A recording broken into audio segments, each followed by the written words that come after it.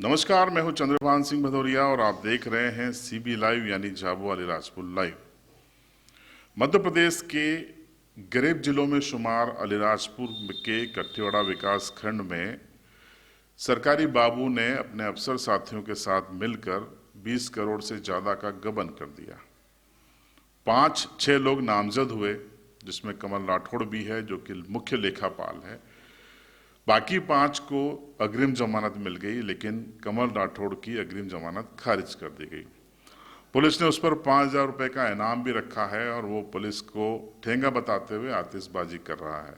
आतिशबाजी कर कर वो ये संदेश देने की कोशिश कर रहा है कि वो कितना सियासी शख्स है।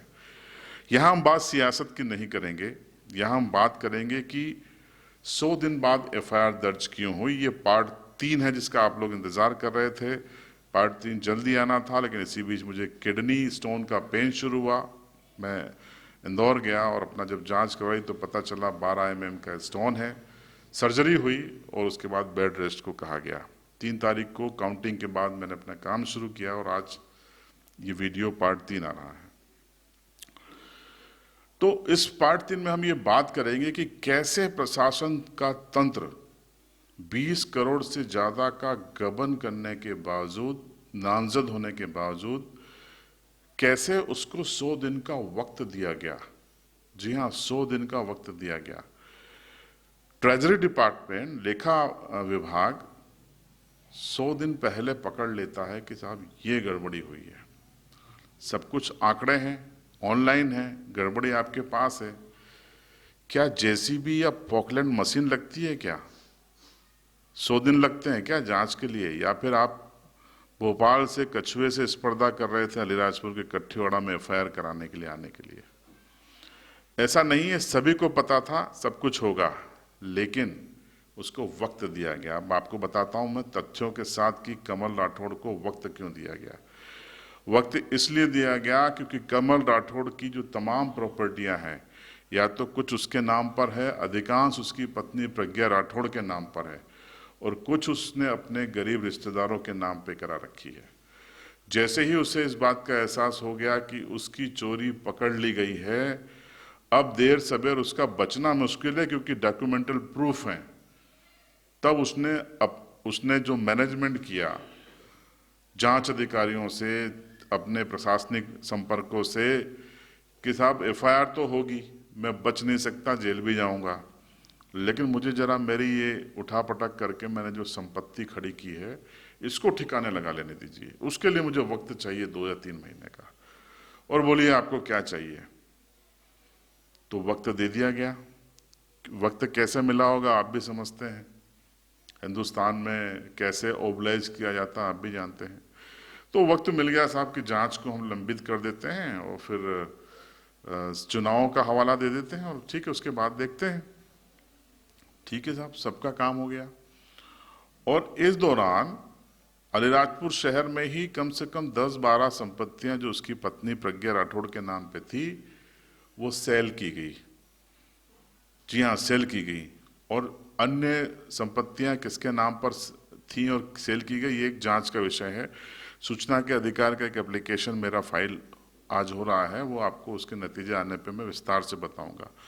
और बड़ी हैरानी की बात है कि संपत्तियां तेजी से सेल होती गई और तेजी से उनके नामांतरण भी होते गए।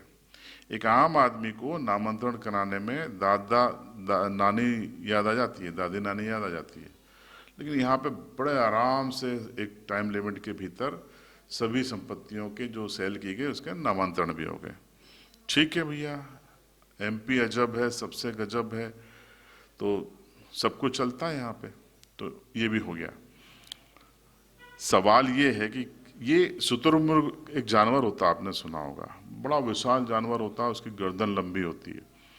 जब रेत के टीलों में जब वो भागता है और उसके पीछे दुश्मन पड़ते हैं, शिकारी पड़ते हैं, तो भागते भागते क्या करता है, थक जाता है, तो वो अपना छोटा सा मुंह जो होता है ना, वो रेत के अंदर छुपा लेता है। उसकी मुंह और उसका गर्दन थोड़ी सी रेत के अंदर चली जाती है, बाकी पूरा उसका शरीर 2-3 फुट का बाहर होता है। मगर वो मुंह छुपा के रेत में ये लगता है उसको कि वो सुरक्षित है, अब उसे अंधेरा है, यहाँ तो कोई देख ही नहीं रहा है उसको, लेकिन वो पकड़ा जाता है।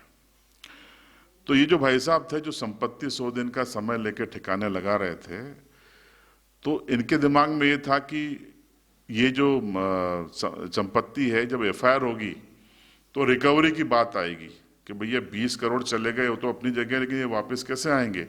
तो कहीं ये संपत्ति कुर्क न कर ली जाए, सरकार कुर्क करके ये अपना जो नुकसान हुआ उसको पूरा न कर ले, तो संपत्ति को ठिकाने लगा दो। लेकिन भैया ये बताइए कि संपत्ति सेल करने के पहले आपके पास आई कैसे?